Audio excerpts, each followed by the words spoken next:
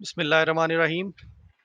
इस वीडियो में हम माइक्रोसॉफ्ट एक्सेस डेटाबेस में क्रेडिट सेल्स को, जो उधार पर हम चीज़ें बेचते हैं, उसको हैंडल करना और जो हम बिल प्रिंट करते हैं, जो हमारी इनवॉइस है, उसमें जो आइटम्स रिपीट हो रहे होते हैं, उसको हैंडल करना सीखेंगे। ये एक बेसिक सा रेस्टोरेंट के लिए मैंने डेटाबेस बनाया है। इसे हम किसी रिटेल शॉप के लिए भी यूज़ कर सकते हैं। अ, इसको जो स्क्रैच से बनाने की वीडियो है, वो एक अर्लियर वीडियो में सारे स्टेप्स मैंने रिकॉर्ड किए हुए हैं। उस वीडियो का मैं लिंक डिस्क्रिप्शन में ऐड कर दूंगा।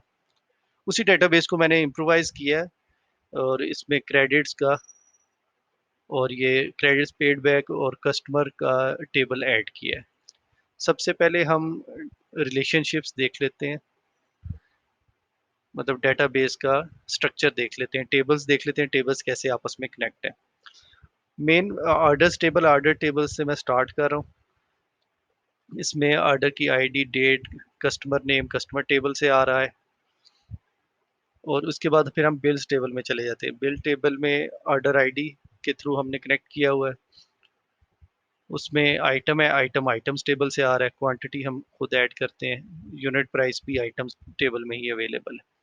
और एक टेबल है क्रेडिट्स पेड बैक का, मतलब जो लोग हमसे क्रेडिट पर चीज़ें खरीदते हैं, जब वो पैसे वापस करते हैं तो उसको इस टेबल में रिकॉर्ड किया हुआ है। और ये कस्टमर टेबल के साथ लिंक है। ये हो गया रिलेशनशिप्स। अब हम चलते हैं अपने फॉर्म की तरफ। ये मेन फॉर्म है और ये दो सब फॉर्म अपीयर हो रहे हैं। तो सबसे पहले अब हमारे पास एक नया ऑर्डर आया। ये रेस्टोरेंट का है, तो हम समझते कि एक टेबल पे कुछ लोग आके बैठ गए और ये पहली ऑर्डर आईडी है। अगर हमने नई ऐड करनी है तो न्यू से इधर नए पे भी जा सकते हैं।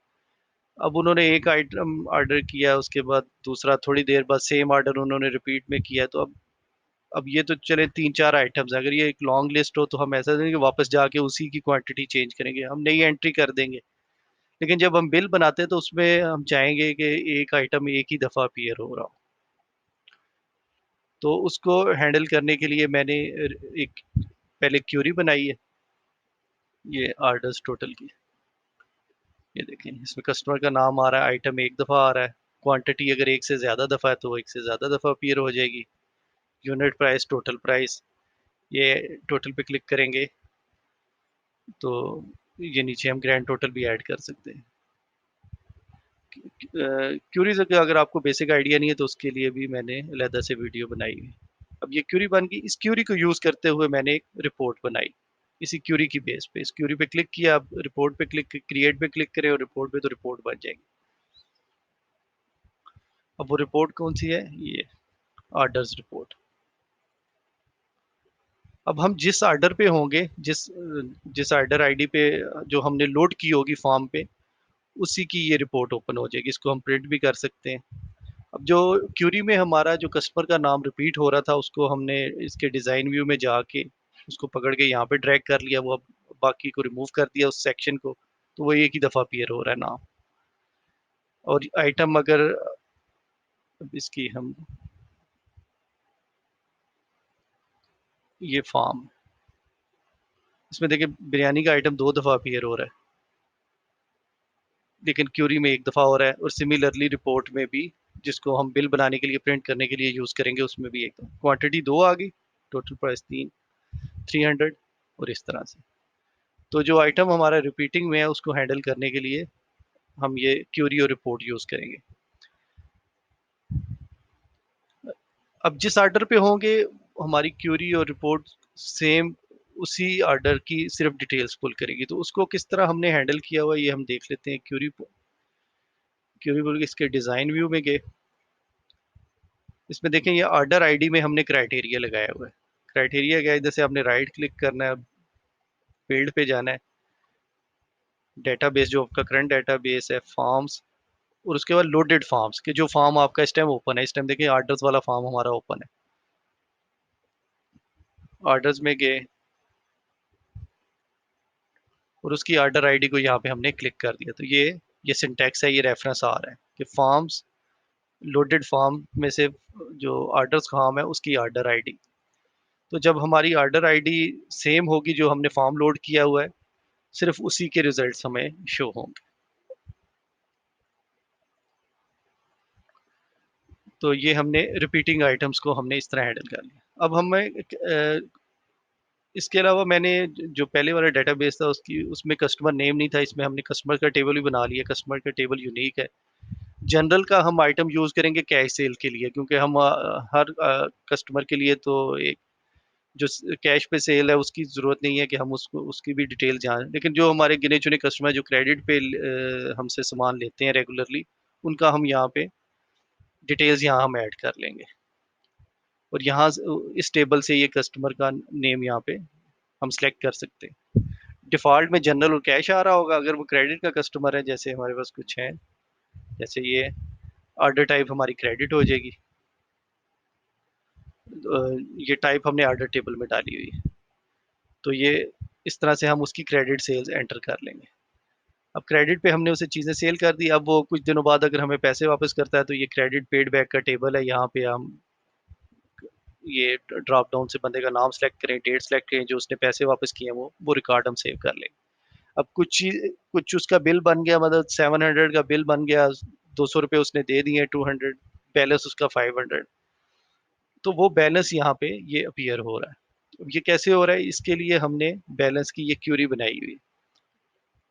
इस क्यूरी पे जाते हैं, डिज़ाइन व्यू पे, कस्टमर आईडी सिमिलरली उसी तरह हमने रेफर की हुई है कि कस्टमर की आईडी लोडेड फॉर्म्स में ऑर्डर टेबल में जो कस्टमर की आईडी है, सिर्फ उसी कस्टमर का हमें बैलेंस है, तो वो हमने यहाँ पे क्राइटेरिया दे दिया। और ये असल में ये जो क्यूरी बनाई है, हमने दो क्यूरीज को यूज़ करते हुए बनाई है, क्योंकि जब आपके पास किसी आइटम रिपीटिंग में आ रहा हो, मतलब वो दो दफ़ा काउंट कर रहा हो, सम कर रहा हो, और अगर आप उसको यूनिक रिकॉर्ड सेट या यूनिक काउंट भी यूज़ करते हुए, यूनिक का ऑप्शन भी यूज़ करते हुए ना उसको हैंडल कर पाएँ, तो उसका हल ये है कि आप दो डिफरेंट क्यूरीज बना लें और उनको बाद में आपस में ज्वाइन कर लें। तो ये दो डिफरेंट क्यूरीज हैं। ये देखें ना, जब आपको डिज़ाइन व्यू में जाएंगे क्यूरी के, तो आप टेबल्स भी यूज़ कर सकते हैं, क्यूरीज भी कर सकते हैं। क्यूरीज पे जाएं तो जो आपके पास क्यूरीज पड़ी हैं उनके उनको लोड करें, उनके जो आप उसमें कंबाइनिंग आइटम है उसकी बेस पे उन्हें रिलेट करें, जिस तरह कस्टमर आईडी की बेसिस पे हुई है। इसमें सेल्स का सम आ रहा है बंदे का, इसमें जो उसने पैसे वापस किए उनका सम आ रहा है। वो सम आ गया, और उसके बाद यहाँ पे हमने कैलकुलेशन की हुई है कि इसका सम उसका सम आपस में माइनस कर लिया है। ये भी इसी तरह आप राइट क्लिक करके बिल्ड कर लेते हैं। ये देखें, एक एक में से एक आइटम उठाया, दूसरे में दूसरा, और माइनस कर दिया। और साथ में आईएएफ लगाया कि अगर इज नल हो, अगर उसने कोई पेमेंट नहीं मेड की, तो जीरो कंसीडर करेगा। और दूसरा, ये इसके ज्वाइन पे जाएं तो देखें, ये ज्वाइन में हमने लेफ्ट ज्वाइन लगाया हुआ है, क्योंकि हो सकता है कि एक बंदे ने क्रेडिट पे हमसे कुछ चीज़ें खरीद ली हैं, लेकिन अभी तक कोई भी पेमेंट नहीं की, तो फिर उसका इस टेबल में कोई डाटा नहीं होगा। जब हमने इनको इनर ज्वाइन या राइट ज्वाइन लगाया होगा, तो कोई रिजल्ट नहीं आएंगे। तो ये हम लेफ्ट ज्वाइन लगाएंगे। इंक्लूड और रैकेट्स फ्रॉम क्रेडिट सेल्स, यानी कि पहले टेबल से सारी करो credit sales by person, and only those rackets from payments made, और सिर्फ वही जहाँ पे ज्वाइंट फील्ड्स आर इक्वल। तो ये लेफ्ट ज्वाइन लगाया हुआ है। इस तरह से हमारे पास बैलेंस आ रहा है।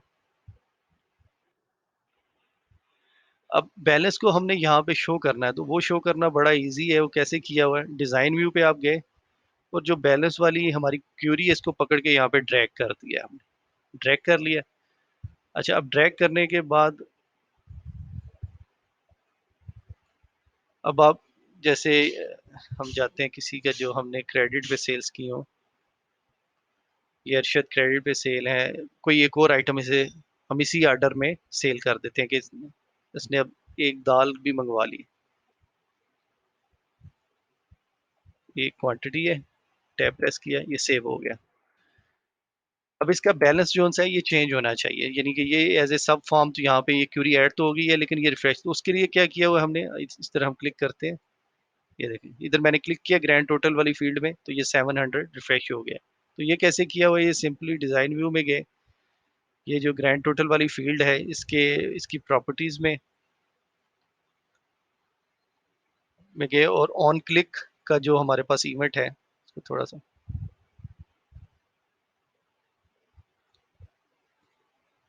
ये देखें ऑन क्लिक में मैंने इवेंट प्रोसीजर डाला हुआ है। इसको ओपन करके देखते हैं कैसे।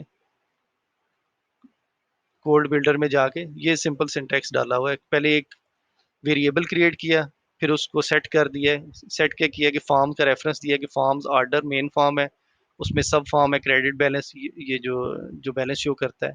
और उस फिर फिर उस वेरिएबल को कह दिया रिक्यूरी। तो अब क्या हो रहा है कि जब हम यहाँ पे क्लिक क्लिक करते हैं तो ये बैलेंस वाला जो जो सब फॉर्म है ये रिक्यूरी हो जाता है। तो उसमें डाटा हमारे पास अपडेटेड आ जाता है, मतलब जैसे ही हमने कोई नया आइटम सेल किया, हमने बैलेंस रिफ्रेश देखना है, यहाँ पे क्लिक करें, यहाँ पे बैलेंस आ जाएगा। ये तो कैश की एंट्री है, जनरल कस्टमर है तो यहाँ पे नहीं आ रहा।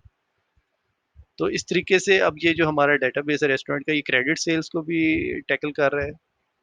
और उसके बाद अगर ये रिपीटिंग यहाँ पे आइटम्स हैं तो उसका बिल भी एक डिस्टिंक्ट या यूनिक आइटम्स की बेस पे बना रहा है।